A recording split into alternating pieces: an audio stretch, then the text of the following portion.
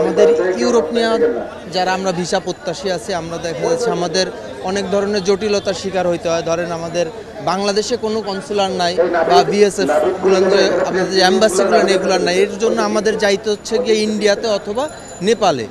তো ইন্ডিয়াতে বর্তমানে আমাদের ভিসা দিতে আছে না, যে কারণে অনেক ধরনের সমস্যা। অনেক ভাই আছে যাদের আপনার যেই খরচ আমাদের এইখান থেকে হওয়ার কথা তার থেকে অনেক বেশি খরচ হয়ে যায়। এটা অনেক ধরনের প্রবলেমের শিকার হইতেছে। ওইখানে যায় থাকা খাওয়া অনেক ধরনের সমস্যা, যার কারণে আমাদের মূল দাবিটা হচ্ছে গিয়ে ডিজাইন, এলিগেন্স, বিউটি, সেরা পণ্য সবার জন্য জেভিকো।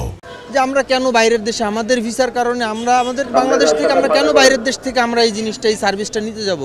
তো এই কারণে আমাদের মূলত দাঁড়ানো, আমরা আমাদের মূল চাহিদা দাবিটা হচ্ছে কি যাতে ইউরোপের সব ধরনের এম্বাসি কনসুলার যাতে বাংলাদেশে আসে, এইটাই আমাদের মূল দাবি।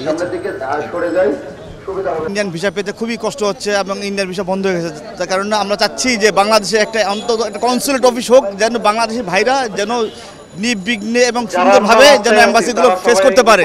আমাদের মাননীয় প্রধানমন্ত্রী থেকে এটাই আমাদের একটা দাবি, প্রাণের দাবি, যে আমাদের জন্য সহজ করে। তাই ইন্ডিয়া যাওয়াটা আমাদের জন্য খুবই ব্যয়বহুল এবং খুবই কষ্টসাধ্য বিষয় এবং আমাদের অর্থনৈতিকভাবেও আমরা ক্ষতিগ্রস্ত। তাই ওনার কাছে আমরা দৃষ্টি আকর্ষণ করছি যেন আমাদের এই কাজটা যেন সহজভাবে আমরা পেতে পারি।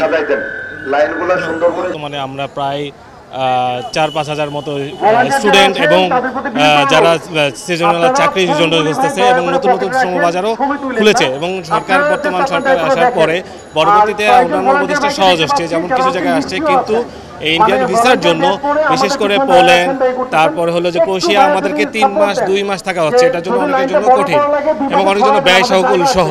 তো আমরা চাচ্ছি যে ইউরোপের যে দূতাবাসগুলি আছে আমাদের দেশে যদি স্থাপন করা হয়, সেক্ষেত্রে হয় একই দিক দিয়ে হলো যে দেশের শ্রমবাজারটাও যুক্ত হবে এবং প্রবাসী যে আমাদের যে চালিকা শক্তি দেশের অর্থনীতিতে যে কারেন্সি যেগুলো আসে, যেমন গত যে অর্থনীতি পুনরুদ্ধারের জন্য প্রবাসীদের কারেন্সি কিন্তু একটা গুরুত্বপূর্ণ ভূমিকা রেখেছে। এটা কিন্তু নতুন নতুন খাত যুক্ত হতে পারে এবং একটা দেশকে বিনির্মাণের জন্য নতুন করা যে অবস্থায় আমরা আছি বিনির্মাণ করার জন্য আমরা একটা ভূমিকা রাখতে পারি।